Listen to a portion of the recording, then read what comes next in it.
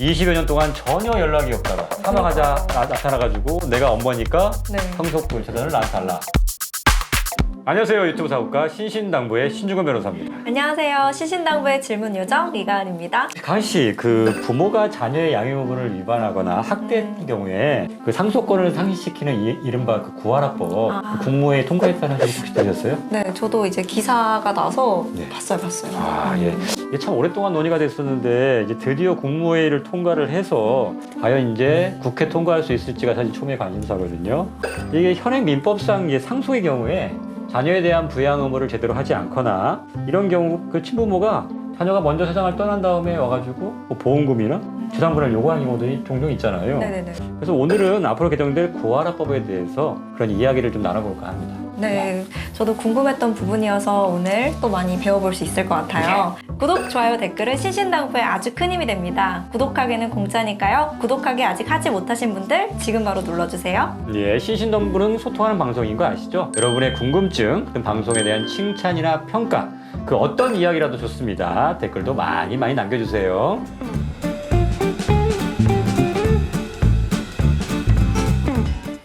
변호사님, 법을 개정할 때 예. 국무회의를 통과했다는 게 어떤 의미예요? 우리가 지금 법을 제정하기 위해서 이제 법률을 개정안을 이제 제출할 거 아닙니까? 할 수 있는 게 두 군데가 있어요. 우선 보통에 우리가 제일 많이 하는 게 국회의원들이 그 역할을 하잖아요. 아, 네네. 국회의원 누구누가 뭐 이런 법률안을 뭐 이번에 제안했다, 제출했다 이런 얘기가 나오잖아요. 그 외에 할 수 있는 게 정부예요. 아, 정부? 그래서 보통의 정부 아니냐, 뭐 누구는 국회의원의 제안이냐에 따라서 계속 구별이 되는데 정부안 같은 경우에는 모든 걸 심의하고 있는 국무회의라는 게 있어요. 그래서 국무회의를 통과해야지만이 그거를 갖고 국회에다가 제출을 할 수 있는 거죠. 다만 이 최종적으로 법을 통과시킬 수 있는 거는 국회밖에는 없죠. 그렇구나. 예. 정부는 말 그대로 이제 법률안을 제안할 수 있는 거죠. 네, 그렇다면 이제 구하라법에 대해서 예. 자세히 말씀해 주세요. 법무부가 10월 국무회의에서 의결된 민법 일부 법률 개정안. 그러니까 공식 명칭은 구하라법은 아니에요. 그러니까 우리가 쉽게 부르기 위해서 만들어진 거고. 그렇구나. 그러니까 민법 중에 일부 개정 법률 아닌 거죠. 이것 중에 일부 내용을 좀 개정하겠다는 거고. 주된 내용이 뭐냐면 이제 구하라법은 자녀 양육 의무를 게을리한 부모가 사망한 자녀의 재산을 상속받지 못하도록 하는 것을 골자로 하고 있어요. 가수 고 구하라 씨가 지난 2019년 11월 사망한 후에 20여 년 만에 나타난 부모가 갑자기 나타나서 아무 연락이 없이 나타나가지고 친모가 네. 상속을 요구한 것 때문에 굉장히 많이 논란이 됐고 이 논의에 대해서 불이 붙었죠. 그쵸. 그래서 이제 지난 20대 국회 당시에도 국회 청원에서 10만 명의 동의를 얻어서 소관 상임위원회 법제사법위원회에 올라갔지만 본회의에는 상정되지 못하고요. 네. 20대 국회 회기 만료로 그냥 다 자동 폐기됐었어요. 뭐 일부 논란이 될 만한 부분이 있다던가 뭐 해서 이 부분에 대해서 이렇게 갑자기 바뀌는 거 안 된다던가 뭐 여러 가지 문제가 좀 있었어요. 그래서 제가 알기로 유림 쪽에서 좀 반대를 할 거예요. 전통적인 사상에서 아니 부모를 왜 부모의 친권 상실하는 게 말이 되냐 이런 게 논의가 좀 있긴 있었거든요. 그래서 그런 부분 때문에 아마 좀 반대가 있었을 수도 있고요. 본회의 산정되지 못하고 자동 폐기됐는데 이후 이제 더불어민주당 서영교 의원 등이 지난 2월 개정안을 지금 재발의하기도 했고요. 이번에 정부안이 마련되기도 했던 거죠. 그렇다면 이제 현행 민법상 상속이 어떻게 정의되어 있는지도 궁금해요. 우선 민법상 상속 이제 순위가 네. 있어요. 그 비상속인의 직계배속, 자녀가 1순위, 네. 그다음에 직계 존속, 그러니까 부모가 1순위, 부모가 2순위. 그다음에가 형제 자매 이런 순으로 이루어지거든요. 그다음에 자녀가 없이 사망한 경우에는 고인의 부모가 그래서 1순위 상속인이 돼요.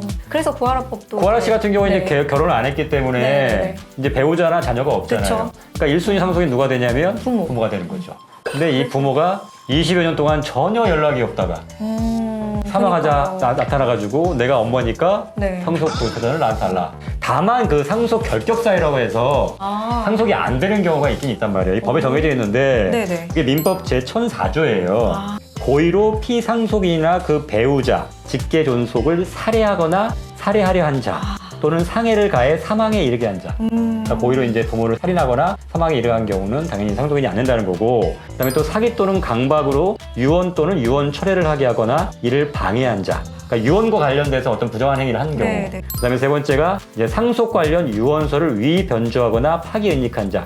그러니까 원래 상속에 대해서 유언장을 만들었는데 그걸 몰래 네. 파기해서 없애버리는 거예요. 근데 전 사실 유언장 같은 거는 어떻게 써야지 이렇게 효력이 되는지. 그러니까 법에 정해진 4가지 방식이 있거든요. 그 방식을 지키지 않으면 네. 설사 본인이 그렇게 의사를 표시했다 하더라도 그거는 무효예요. 그니까요. 이거 만약에 유언을 할 때는 그냥 아무렇게나 막 하면 되는 게 아니라 법에 정해진 절차가 있기 때문에 꼭 그 절차를 지키셔야 되고 그렇지 않게 되면 유언은 효력이 없게 된다는 걸 꼭 명심하셔야 됩니다. 그러니까 제일 좋은 건 뭐냐면 미리 유언장을 작성한 다음에 공증을 받는 거예요. 공증 유언 공증. 절차를 그렇게 하면 가장 받는구나. 그게 간편한 방법이 되겠죠. 아니면 모든 걸 자필로 쓰든가. 그럼 혹시 자필로 쓴 거 공증 안 받아도 돼요? 자필로 쓴 건 안 받아도 되긴 돼요. 그렇구나. 대신 이렇게 모두가 자필이 되고 내용도 그 대신 정해진 내용들이 다 들어가야 돼요. 대신. 혹시 하나라도 빠뜨리면 유언의 효력이 없기 때문에 그러니까요. 변호사와 상의해서 그것을 공증받는 게 가장 안전합니다. 이렇게 해서 이제 유언에 관련해서도 이제 부정하게 어떤 방법을 네. 뭐 은닉하거나 파기한 경우에 대해서만 상속을 제한하고 있었어요. 이 때문에 아까 말씀드린 것처럼 자녀에 대한 부양 의무를 져버린 부모에 대해서는 이걸 막을 방법이 없었단 말이에요. 그래서 재산 분할 요구해도 아니면 보험 달라고 하더라도 네. 방법이 없었던 거예요. 이거 뭐 몇 가지 사례를 들어보면 지난 2019년에 소방관 딸이 순직하자 30여 년 만에 나타난 생모가 유족급여를 받아간 경우가 저 있어요. 그때 기사 봤던 것 같아요. 그때 막 와. 온 국민의 공부를 좀 샀죠. 모두가 다 열받아가지고 막. 또 한 가지가 2010년 천안함 피격 사건으로 사망한 군인의 친모가 네. 28년 만에 나타나 군인 사망 보험금 절반을 지급받은 사건. 와 진짜 이거 너무. 그다음에 2014년 세월호 희생자의 친부가 이혼 12년 만에 나타나서 사망 보험금 절반을 수령해 간 거예요.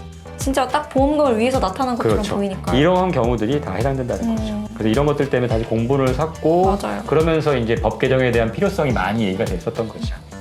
그럼 법은 어떻게 개정되는 거예요? 예, 지금 정부가 나온 거를 보면요. 네. 상속인이 될 사람이 그 피상속인에 대한 부양 의무의 중대한 위반 또는 중대한 범죄 행위, 학대 그 밖에 심히 부당한 대우를 한 경우에는 생전에 네. 상속인이 될 자에 대해서 상속권 상실을 청구하거나 공정증서에 의한 유언으로 상속권 상실의 의사를 표시할 수 있도록 하고 있어요. 그러니까 이건 생전에 할 수 있다는 거예요. 나 생전에. 생전에 이 부모가 자기 부양하는데 전혀 하지 않고 범죄 행위도 저지르고 맨날 학대만 해. 근데 내가 죽게 되면 예를 들면 이 부모가 다 상속받을 것 같아요. 그럴 때 미리 생전에 상속권 상실을 청구할 수 있고요. 아니면 공정증서에서 유언으로 이거 내가 죽게 되면 내 상속 재산에 대해서 우리 그 엄마나 아버지한테 주지 마세요. 이렇게 해서 상속권 상실의 의사를 표시할 수 있다는 거예요. 그 다음에 만약에 이제 그렇게 못했어 생전에. 네. 그러면 이제 사후에 그러면 어떻게 할 거냐. 그럼 위반이 있는 경우에는 피상속인의 법정 상속인이 그 엄마 말고 다른 사람들이 있을 수 있잖아요. 그쵸. 그 사람이 이제 상속인이 되었음을 안 날로부터 6개월 내에 가정법원에다 상속권 상실을 청구할 수 있어요. 저 사람은요 예전에 학대도 하고 부양을 제대로 안 했어요. 그러니까 저분에 대해서는 상속권을 상실시켜주세요라고 청구할 수 있다는 거예요. 다만 이런 사정이 있다 하더라도 네. 법원에서는 뭐 그 정도 사정 갖고는 이거 상속권을 상실시킬 정도까지는 아니야. 라고 한다면 이제 일종의 사정 판결 제도라는 거를 할 수 있어요. 그러니까 그게 뭐냐면 어떤 거예요? 설사 그 사유에 해당되는 부분이 있다 하더라도 법원이 봤을 때는 상속권을 상실시킬 정도까지는 해당이 안 될 것 같아. 그러면 안 할 수 있다는 거예요. 그러니까 법원이 판단했을 때는 이건 아닌 것 같아. 이러면 안 할 수도 있다는 거예요. 그 다음에 또 한 가지는 뭐냐면 네네. 그러니까 원래대로면 이제 사망한 이후에 이제 상속이 개시된단 말이에요. 네. 근데 이게 이 상속권 상실이 뒤에 이루어질 수 있잖아요. 네. 나중에 청구를 나중에 해가지고. 그러면 만약에 그게 인정이 되면 이 사망한 때로부터 소급해가지고 그때부터 이제 이 사람은 상속권이 없었던 걸 되는 거예요. 그걸 소급해라고 부르는 거죠. 아니면 그때부터 만약에 상실 된 때부터 해버리면 네. 그럼 그 전에 이미 했던 것들은 이제 되돌릴 방법이 없잖아요. 그러니까 그런 걸 되돌리기 위해서는 처음에 이 사람이 사망했을 때부터 이 상속권은 상실된 걸로 봐가지고 다시 이제 찾아오는 거죠. 그런 것까지구나. 네. 다만 이 사람이 이제 상속을 받은 거를 계기로 해가지고 다른 사람한테 뭐 넘기거나 이랬으면 네. 그러면 제3자 같은 경우는 나 그런 거 몰랐는데 갑자기 이 사람이 원래 상속권이 없었대 이러면서 뺏어가면 안 되잖아요. 그쵸. 그런 경우에는 못하게 돼 있는 거죠. 그래서 제3자를 보호하는 규정이 시설되어 있고요. 또 한 가지 좀 특이한 게 뭐냐면 처음에는 이제 상속권 상실해가지고 나 엄마나 아버지 나 상속권 상실시켜주세요라고 의사표시를 했다 하더라도 네. 나중에 용서할 수 있어요. 용서. 이제는 용서할게. 용서 어떤 거예요? 상속권이 없었던 것이 다시 없어지게 해서 그러니까 다시 처음으로 돌려주세요. 그러면 상속권이 다시 살아나는 거죠. 그게 용서 제도예요? 네, 용서제도예요. 그러니까 그걸 의사표시를 할 수 있게 만들어냈어요. 그러니까 한 번 상실됐다고 해서 끝나는 건 아니고 피상속인이 내가 이제는 용서하고 그냥 그분들한테 나중에 상속이 이루어지게 해주세요라고 하면 상속권이 일종의 부활하게 되는 거죠. 어쨌든 생전에 다 이루어져야 되는 그러겠죠. 나중에는 용서할 수는 네, 없으니까요. 그러니까요. 예, 예. 요 상속권 상실 제도가 새로 생기는 이 제도기 때문에 네. 처리할 부서가 필요하잖아요. 네. 법원도 필요하고. 그래서 이 가정법원 내에 요 사건을 처리할 수 있게 가사 사건에다가 요 부분을 신설한 거죠. 가사 사건 중에 이렇게 상속권 상실과 관련된 업무가 새롭게 하나에 포함된 거예요. 가정법원의 업무 중에. 그래서 이렇게 신설하는 것까지 포함해서 개정 법률안에 들어있는 겁니다. 그렇다면 변호사님, 그 구하라법의 제정 효과는 어떻게 될까요? 예, 일부 개정 법률안이 만약 국회를 통과해서 공포가 시행되면 이것 때문에 무조건 뭐 다시 잘못한 사람이 잘하기는 않겠지만 아무래도 네. 가정 내 학대 등 부당한 대우가 좀 줄어들지 않을까라는 기대를 하는 거죠. 사실 이게 상속이라는 게 그 피상속인의 의사가 굉장히 중요하잖아요. 그쵸. 근데 저 주고 싶지도 않아. 근데 법에 따라서 무조건 그냥 상속이 되게 됐단 말이에요, 지금까지는. 그러니까요. 그러니까 그 의사를 좀 더 적극적으로 반영할 수 있겠다는 거죠. 네, 어떻게 보면 또 양육에 대해서도 책임을 지라는 굉장히 얘기죠. 그렇죠. 네, 책임감 있게 바라볼 수 있게 될 그렇죠, 것 같아요. 네. 그러니까 양육을 책임 있게 했으면 그래서 그에 따라서 나중에 이제 뭐 대가라고 하긴 좀 그렇지만 그렇죠. 그렇게 의무도 안 하고 나서 그쵸. 어떤 권리만 찾는 것은 안 된다 이런 취지인 맞아요. 거죠. 정말 꼭 필요했던 법인 것 같아요. 예. 근데 당연히 아무리 필요했던 법이라고 해도 반대로 문제점도 있을 것 같아요. 그렇죠. 이게 만약에 피상속인이 생전에 네. 뭐 본인이 이제 상속권 상실에 대해서 다 청구를 해놓고 아니면 공정증서 남겨놨으면 상관이었는데 그냥 그렇게 하지 않고 사망을 했어요.